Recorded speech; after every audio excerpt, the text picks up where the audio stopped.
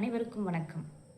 பயந்து பணிந்து மிரண்டது போதும், இனி தெளிந்து துணிந்து மீண்டெழ வேண்டும். மழலை மனம் மாறாத உன்னை வன்புணர வருவோனாயின் மாற வேண்டியது அவனே. மாற்றம் காண்போம் இனிமே.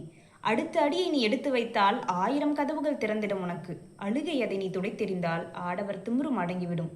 வலியது மட்டுமே பிழைத்திருக்கும் விதி என்று தேங்கி விடாமல் வீரம் கொண்டு வெளிவா பெண்ணே. இந்த கவிதையை நான் சொன்னதும் பெண்கள் சார்ந்த பிரச்சனையை பற்றி தான் நான் பேச போகிறேன்னு எல்லாருக்கும் புரிஞ்சிருக்கும். ஆமாம், இவ்வளோ நாளாக பாலியல் வன்கொடுமைங்கிறது பெண்கள் சார்ந்த பிரச்சனையாக தான் இருந்துச்சு. ஆனால் இப்போது சமீப காலமாக ஆண் பிள்ளைங்களுக்கும் சரி, விலங்குகளுக்கு கூட பாதுகாப்பு இல்லாத ஒரு சமூகமாக தான் நம்ம சமூகம் மாறிக்கிட்டு இருக்கு. நாய்களுக்கு கூட பாதுகாப்பு இல்லை நம்ம சமூகத்தில். இதற்கு மேலேயும் இந்த பிரச்சனையை பற்றி பேசாமல் இருக்கிறது சரியாக இருக்காதுன்னு தான் இன்னைக்கு இந்த பதிவு. இந்த பிரச்சனைக்கெல்லாம் காரணம் தண்டனைகள் கடுமையாக இல்லை அப்படிங்கிறது ஒரு பக்கம் இருந்தாலும், இந்த சமூகத்தில் இந்த மாதிரி பிரச்சனை நடக்கிறதுக்கான மிகப்பெரிய பொறுப்பு நம்மக்கிட்ட இருக்குது. மாற்றங்கிறது நம்மக்கிட்ட தான் உருவாகணும். இந்த மாதிரி பிரச்சனை நடக்குதுங்கும் போது அதற்கான ஒரு விழிப்புணர்வு இருக்கணும் மக்கள்கிட்ட. இந்த மாதிரி பிரச்சனை இனிமேல் நடக்காமல் இருக்க நம்ம குடும்பத்தில் நம்ம பிள்ளைகளுக்கு நம்ம என்ன சொல்லி வளர்க்கணும், அவங்களுக்கு எப்படிப்பட்ட ஒரு பாதுகாப்பான சூழலை நம்ம உருவாக்கி கொடுக்கணும். ஓகே, உனக்கு ஒரு பிரச்சனை நடக்குது அப்படின்னா அது எங்ககிட்ட சொல்லு அப்படிங்கிற அளவுக்கு அந்த பிள்ளைங்களுக்கு நம்ம தைரியத்தை கொடுக்கணும். ஆனால் நம்ம சமூகம் அப்படியா இருக்குது?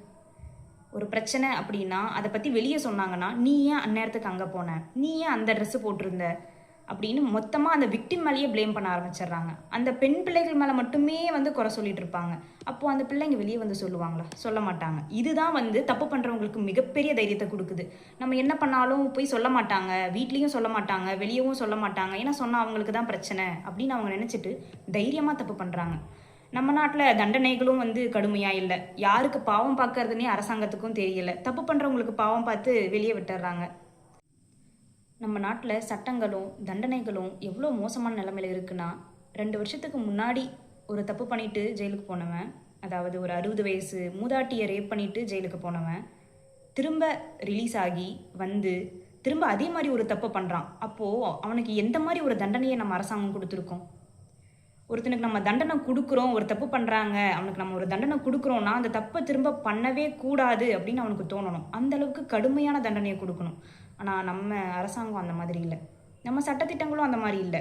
யாருக்கு பாவம் பார்க்குறதுன்னு அவங்களுக்கும் தெரியல. தப்பு பண்ணுறவங்களுக்கு பாவம் பார்த்து விட்டுறாங்க. மனிதாபிமானம் இருக்கலாம் தான், ஆனால் தப்பு பண்ணுறவங்களுக்கு மனிதாபிமானம் இருக்கா? இல்லை இல்லை. அப்போ நம்ம மட்டும் ஏன் மனிதாபிமானத்தோடு அவங்கள மன்னிச்சு விடணும்? சட்டத்திட்டங்களை கடுமையாக்கணும். அதுக்கு நம்ம எல்லாரும் சேர்ந்து தான் போராடணும். போராட்டங்கிறது போராட்டமாக மட்டும் இல்லாமல் நம்ம அதற்கான விழிப்புணர்வை ஏற்படுத்திட்டோம் அப்படின்னாலே, மக்கள் இது விழிப்புணர்வோடு இருக்காங்கன்னு தெரிஞ்சாலே சட்டத்திட்டங்கள்லாம் மாறிடும், தானாகவே மாறி